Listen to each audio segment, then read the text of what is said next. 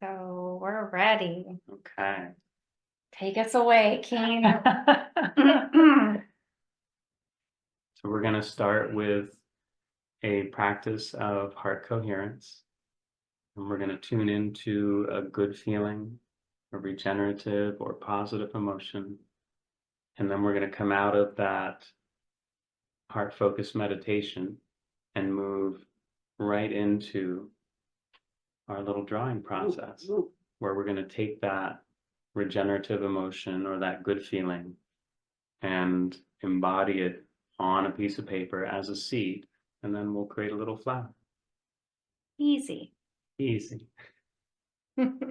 nothing to it.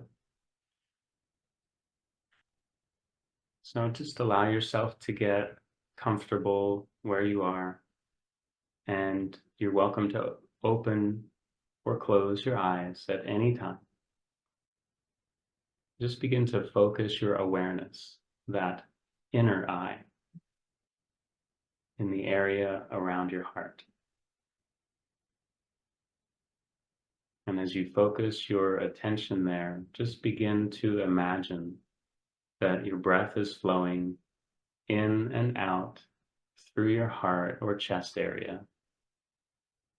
And just start breathing a little bit slower, a little bit deeper than you usually do. You want to find an easy rhythm that feels comfortable.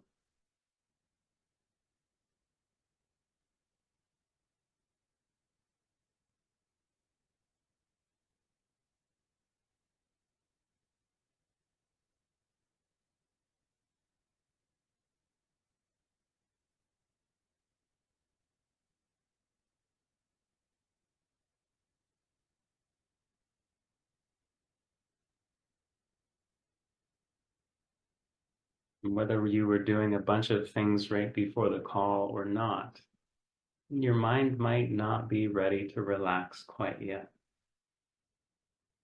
And if you notice thoughts arising, your mind wandering or becoming distracted, just bring yourself back to focusing in the area of your heart. And then begin again to imagine that your breath is flowing in through your heart and out through your heart.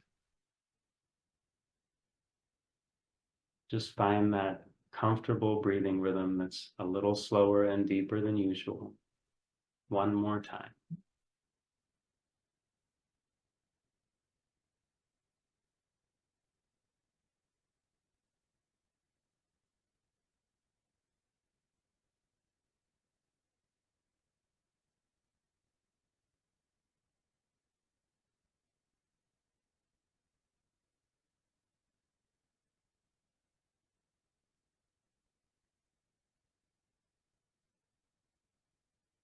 Now call to mind a special moment, a memory, or an achievement, maybe a special person or place that gives you a really good feeling.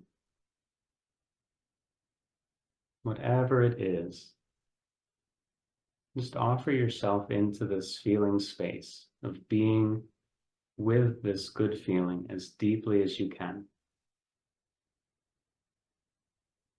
And just keep focusing in the area around your heart, imagining that your breath is flowing in and out through that space in the middle of your chest.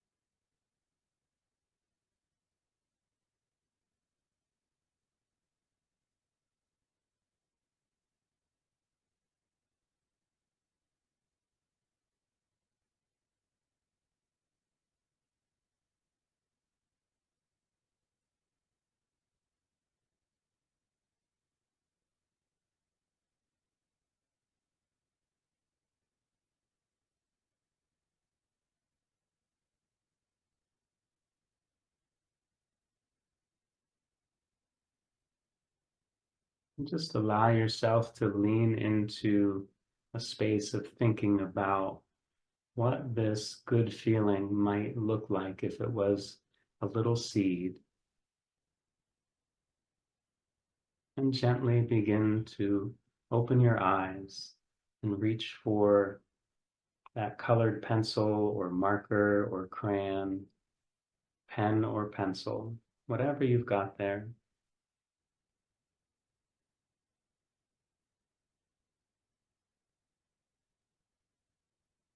And start to create a space for the seed to be planted. You can begin by drawing a circle or an oval, nice and big.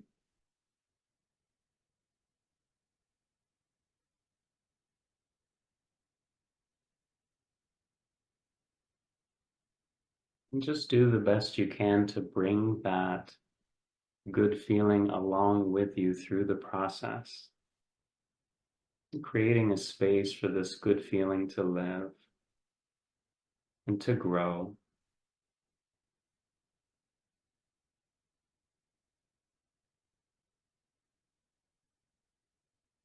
And if you're creating this space with a circle or an oval, just keep retracing that shape, infusing it with that good feeling. And then think about dividing the space into an underground and an above ground, just creating a horizon line through the middle of the space. And just tracing back and forth, infusing this mark also with that sense of what's underground, what's above ground. This is a threshold. And you're welcome to make marks in this underground space. What Angel's demonstrating is just a metacognitive form of drawing where you're just following along with whatever you're using, the crayon, the marker, the pen or pencil. Just trying to get into a space of following what's happening instead of directing what's happening. And just holding in your mind that good feeling and creating that nourishing space for that good feeling to be planted as a seed so that it can become a flower.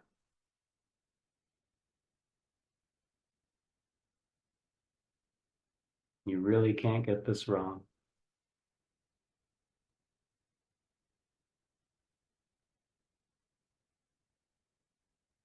And when you feel ready, you're welcome to bring that seed into form.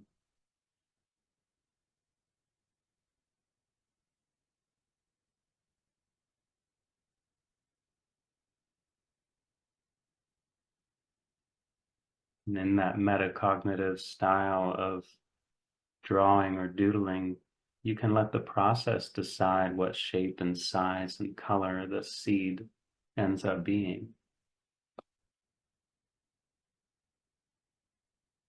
Just stepping back mentally and allowing it to unfold. And if you want those double extra secret bonus points, you can try breathing in and out through your heart.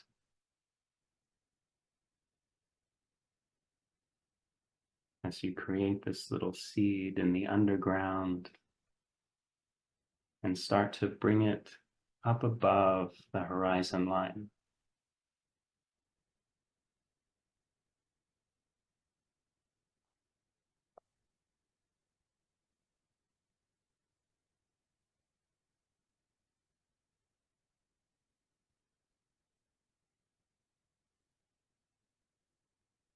You're welcome to create a flower like none you have ever seen.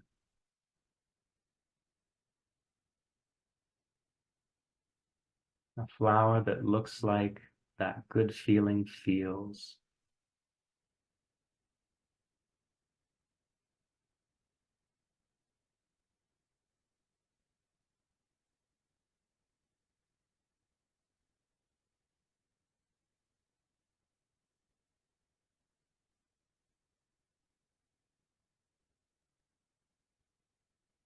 You can bring this flower into a more lively state of being by adding petals and leaves and maybe roots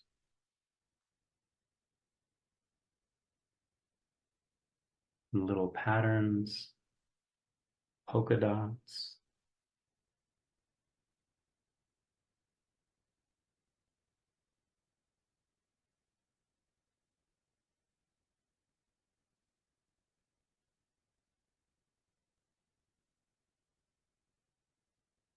Just doing your best here to express this good feeling, make it a little more real by bringing it to a state of flowering,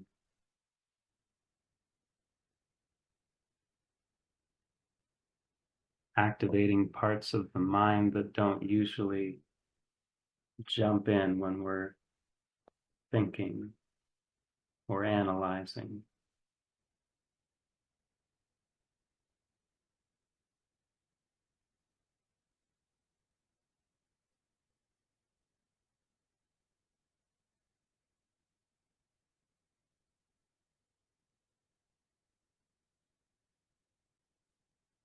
And you're welcome to start to color in the space around the flower in that above ground space.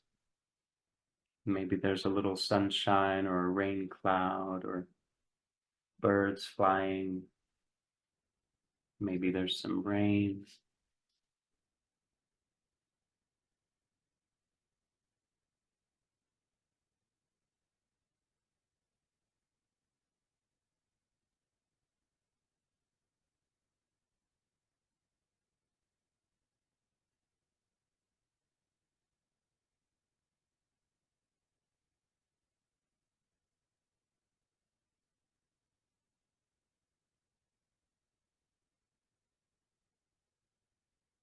Just keep doing the best you can to bring this feeling into form.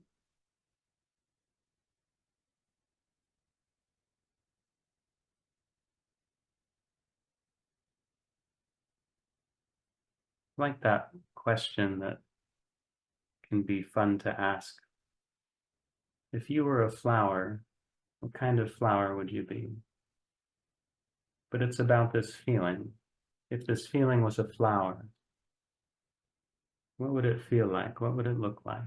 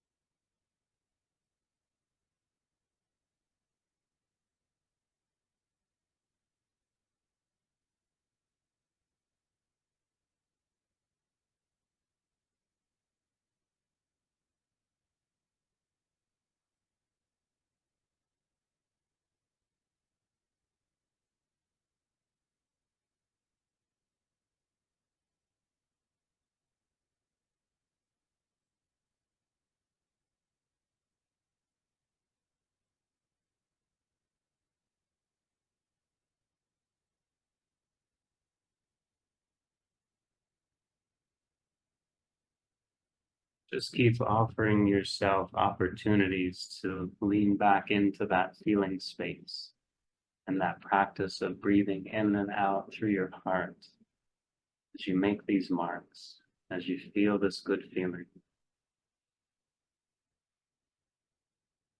as you create this little flower.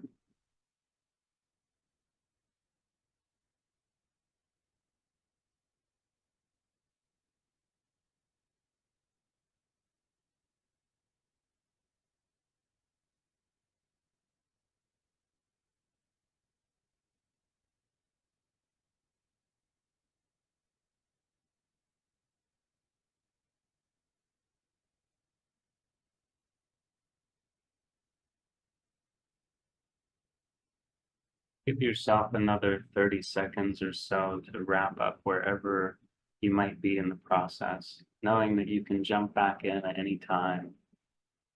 You can keep adding to this for days. Doodles for days. I like that.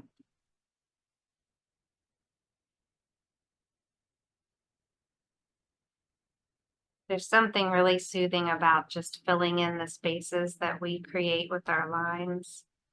And I'm doing a lot of this leaving the glow, which is just kind of fun from a design standpoint, especially when you're doing something quickly. But also, as I've mentioned before, it gives us a chance to leave space for the things that we don't know so that they can continue to emerge for us. So maybe whatever we're being with right now has more information to share with us that we will be able to receive just by making some space for it, some space for us to be receptive.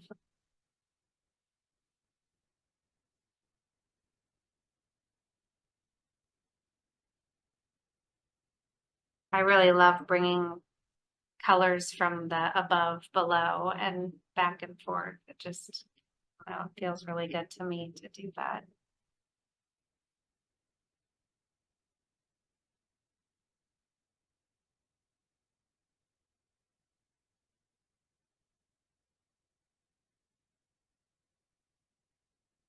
We could all, I'm sure, hang out together for quite a while, just coloring and creating the space that we've created here. Having cookies and hot chocolate, Yeah.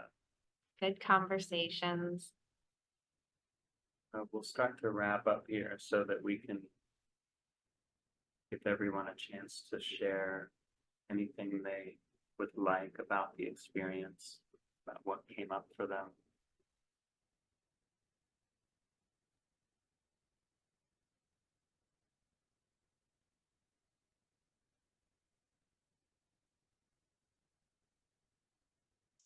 Yeah, that was a fun flower. It's hard to stop. It really is. We saw a lady slipper in the woods. I was thinking about that. I wasn't intentionally drawing a lady slipper, but I was just thinking of how some, flowers have different ways of appearing. Some of them are just really super tiny and you might not even really notice that they're there. And others are like, wow, look at me. Yeah. You ain't never seen a flower like me before. Mm-hmm. Yeah, the ferns in the woods had those, I don't know, are they flowers They have in a the middle? spike. I thought the spores were under the leaves. That was a whole other thing. I don't know what they were doing, but it was really cool. Yeah, but just even doing these little drawings, I think really tunes us into the natural world even more. We're looking at Because- stuff differently, aren't Right. we? Yeah, it shifts our perspective. That's that artist's eye that Joan talks about. Mm-hmm. Yeah. Nature's palette is just very impressive. And the more we tune into that, the more we get to know about what's going on in our own selves. Yeah. I had my own interesting experience with the circle today. Usually I find that the roots that I bring out from the seed, when they get close to the bottom, I'm like, oh, I ran out of room. And today I went, I'm going right through that circle. Yeah. Thought that was interesting that I was doing that before. And I love how you spoke about the loosening up. This practice is so good for that. I have really I'm still on a journey with perfectionism. And I would like, when I was learning how to paint, it was so tight and awkward and like difficult to experience and difficult to look at because it was like, just trying to make it so right. And being able to continue to just loosen and free flow, and the continuous line is such a huge part of that. Just tracing over and over again. That's why the circle is such a wonderful tool, I feel like. And when sometimes we go one way and then the other way to, give us an opportunity to see things from a different perspective. But there is something to tracing over lines again and again. Yeah. Yeah. It's definitely done wonders for me. I started out rekindling my relationship with creativity by making mandalas. And Mhm. at first it was like I would have the ruler and the little compass, and had to make the perfect circle. Like, it was ridiculous. Oh my gosh. But there is a beauty to that also. But you can't start there. I can't start there. I did start there and it was painful. So I had to unwind that. And now, like, I can be loose and free and not care, and also be precise and exacting and if I need or want to, but that doesn't happen as much anymore That's because it's wonderful. just not as much fun. Well, this was really wonderful. Thank you all for being here Yeah. again. Thank you Day so much. 5. Thank you. 2 more days. And then we'll have another one. We're talking about how often we want to do these. So we'll see you tomorrow, hopefully.